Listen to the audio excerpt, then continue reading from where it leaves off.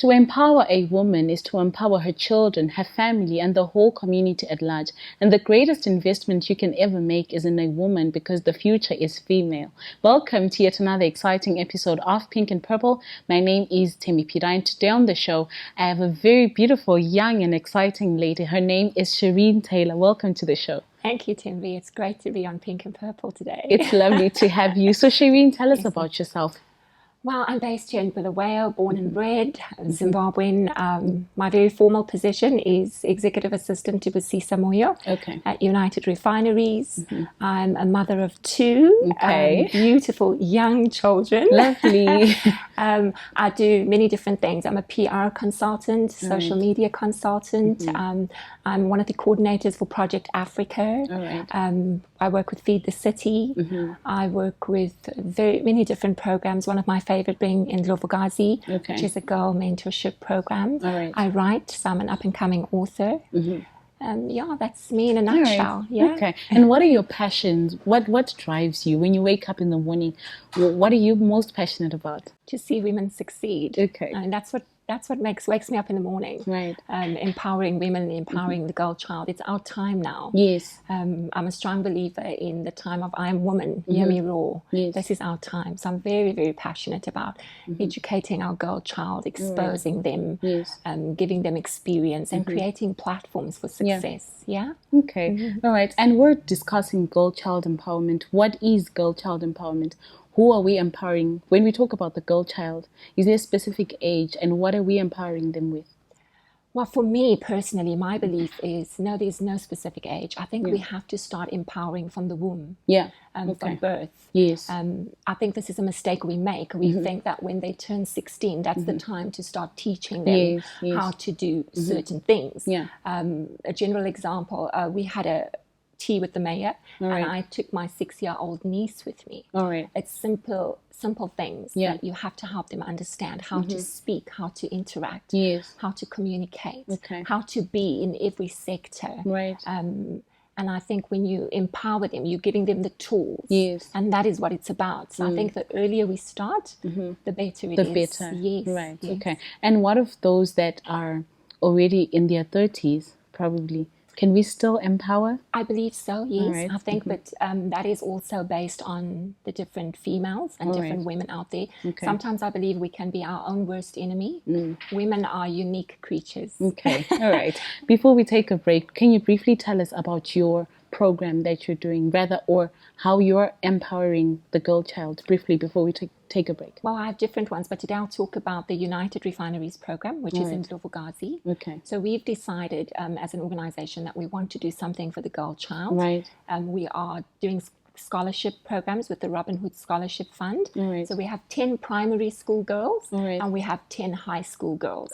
And so we educate, and then we are doing things every month with them where we expose them to different restaurants, different events, different platforms, different people, so that they can begin to understand and get different perspectives on things. And for us, the magic of that is to have we as women empower the high school girls and in turn teach them to empower the primary school girls, so that we are creating a level of empowerment that goes down to the younger age group as well. Okay, interesting. Viewers, we'll take a short break. Please do join us after these messages.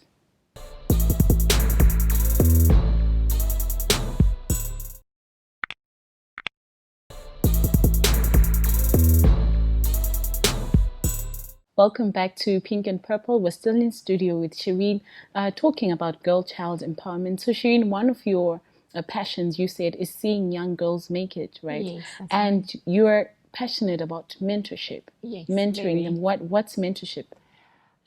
Well, as I was saying earlier when we were chatting before the program, for me, mentorship is very old. And I have a new perspective on it, and for me it's called bridging the gap.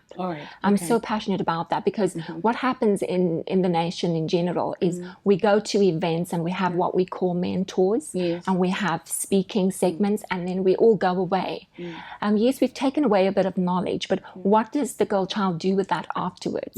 I'm still unapproachable.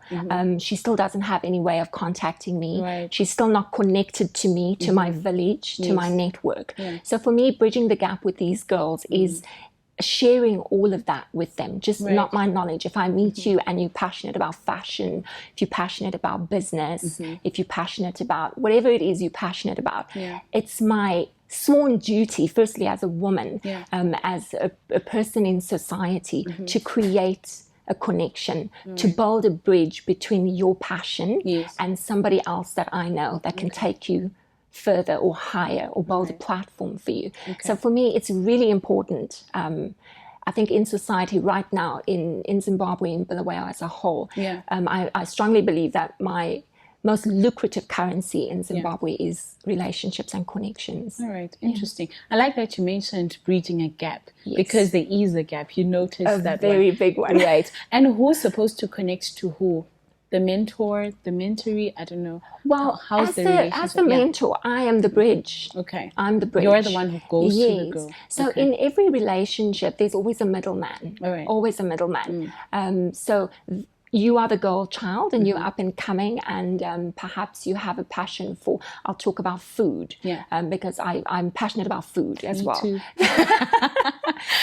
And you want to, enter the industry, you want to be a chef, you want to serve, you want to enter the hotel industry. I'm connected to a number of spaces in Bulawayo that do that kind of thing, both local and international. And it's my job, if I'm mentoring you and that's your passion, to bring you closer to that industry, to those people. And so I should lie down. And I think this is a big one. Mentors don't want to be invisible. Sometimes we need to be invisible. Sometimes it's not about us. We are just the electric wire where the energy flows. And I think that's important. All right, interesting. Now that you've mentioned that mentors should be invincible, a lot of organizations or mentors and all that stuff want to make organizations about them, taking advantage of, I start a program, I get funding, I get sponsors, but they don't realize the importance of we want to talk about why there's a whole lot of organizations that are dealing with girl child empowerment, but they are not fulfilling what the girl child needs. What the purpose is. Well, what do you have to say about that? Well, I think there's a new thing going around called corporate social responsibility, which sometimes can be taken for granted.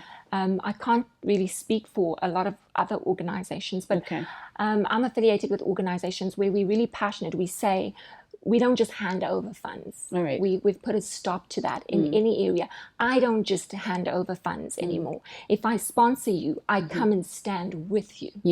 Okay? So I will be there with you. I will participate, whether it's feeding, whether it's sanitary wear, whether whatever exposure it calls to. We're saying as an organization, if you really believe this and you are really with that cause and with that child and student, come and be part of that program. Don't just hand over a paycheck, so that you can understand what it's all about. And I think, yes, corporate has been taken a little bit for granted, and we do see that. But I think there are also people that are very passionate and want to see it succeed. And what are some of the challenges that you think the girl child comes across outside your passion, even if it's not mentorship, that need to be addressed? Because sometimes we think we have solutions, but there's solutions to a particular problem, but that's not the exact problem that the girl child is going through.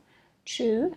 So there's various problems that the girl child faces, and especially in Zimbabwe, having done the research. So education is a very big one. Having done the scholarship funding, we find that families tend to send, if there's not enough money in the home, they'll send the boy child to school, and the girl child must stay at home and take care of the family. So that's a gap that needs to be bridged, and that's where we come in. Like we're saying, sanitary wear, I think, is trending. It's a big one. It should just be available for all the girl children, and many different things. I mean, we, with the Ndlovukazi program, we took the girls out to lunch. I mean, they come from a different sector of lifestyle, different background, and a simple little thing, and it really sort of humbled me, because you're sitting there and you don't realize how you've put them on the spot, and they wouldn't eat because they watch us and see what we do. So as mentors, we need to bring ourselves down from the level we think we are at, and connect with these girls at their level, and understand understand and go to their homes and visit, which is what I've been doing. I've been going to visit my girls at their home so I can understand really where is it that you come from and what do you really need from me. Sometimes all they need is somebody to listen to them, somebody to help them with homework.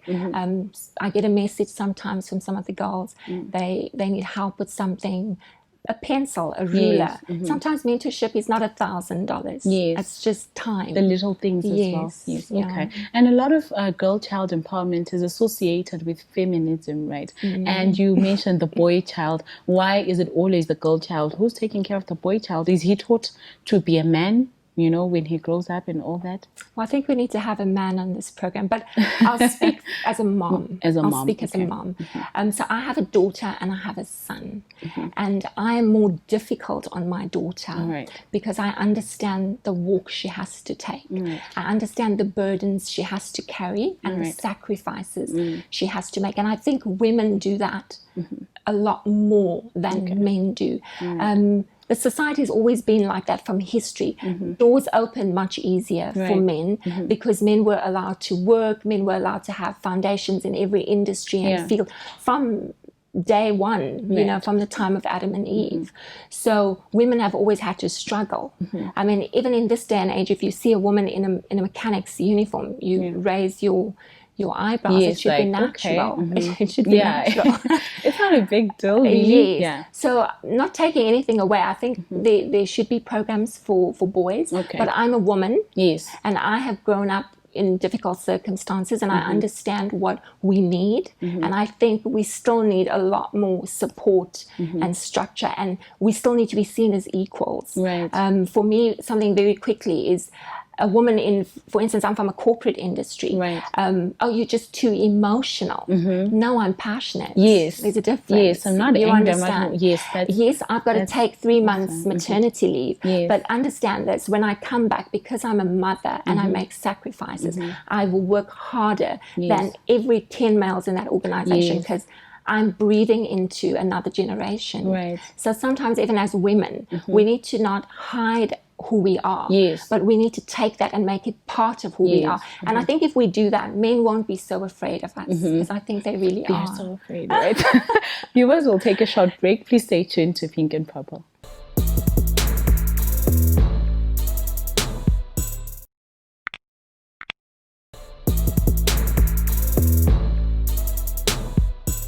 Welcome back to Pink and Purple, and right now we're going to play a short game with Sherine. So you're going to pick a question from this basket and hand it over to me.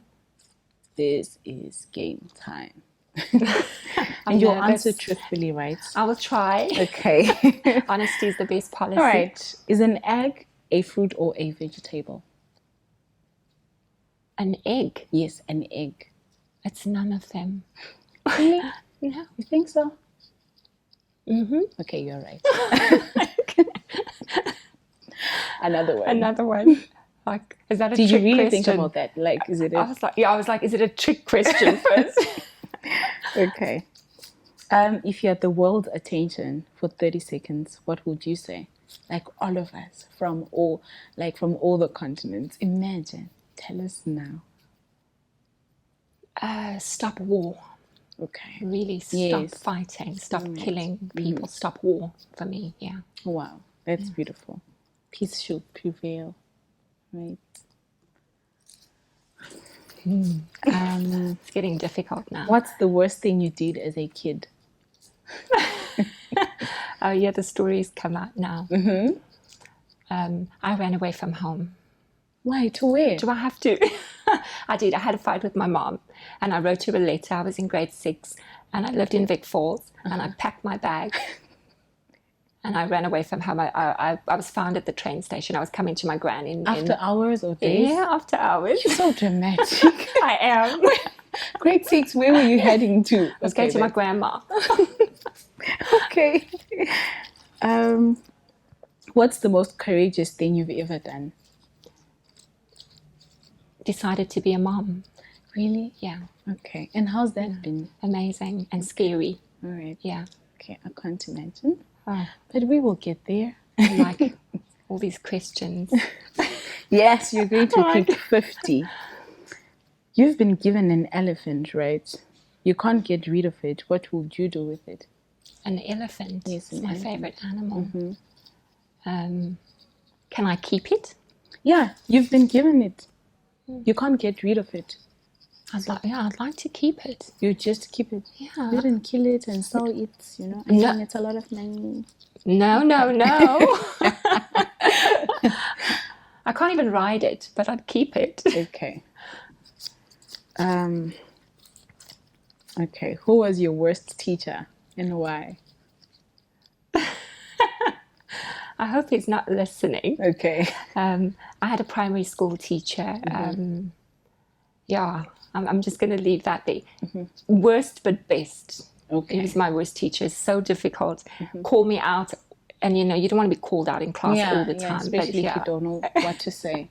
Okay. So you didn't like him because he called you out? Yeah, it was like, you know what? That was like... What do you like to do on a rainy day? I write. Okay. Yes, I write. Rainy day, write. Rainy days are for under the blankets, writing and reading and me time. Okay, interesting. Yeah. That was an interesting game. We're done. All right. So, Sherine, as we round up, right, you did mention villages. What's the importance of that? I think it's important to have women around you that support you. Right. Which is why a lot of our women that move overseas struggle. Here, I've got my mom. I've got you now. Yeah. I've got Pearlyn, I've got Renee. I can call on people. Yes. I need makeup. I need somebody to pick my daughter up from school. If something goes wrong, I have people that I can call on and that can help me and know other people. Okay. So that's so important. And I think we women that have villages need to open that up to other women because I have seen it so lacking because we on this other side and we don't know how other people live. Right. So I had the misfortune of meeting a mom with a very sick child and she, no clue, nobody to call on, nobody to talk to, nobody to help her understand what was going on. So for me, being a woman, it's important to have other women friends around me. Right. So it's more of a support system. It's a support system, which is what we call village in Zimbabwe. All right. Interesting. And there's a girl child watching right now or a woman. What would you want her to know today? Coming from you. Coming from me, I want the girl children to know that we are here as women, that we support you, that we are going to do everything we can to build structures and foundations. Right. And find a woman in your village, find a woman who is passionate. They are out there. There are so many of them. And connect. And don't be afraid. Don't be afraid of looking foolish. Don't be afraid of asking a question. And don't be afraid of using your voice. It's the only thing you have to start. Okay. And we need to start. All right. Yeah. Thank you so much, Sherine. It's been so lovely having you on the show. Okay. Viewers, thank you so much for watching Pink and Purple. From me, Tim Pipida, and the crew behind the scenes. It's goodbye.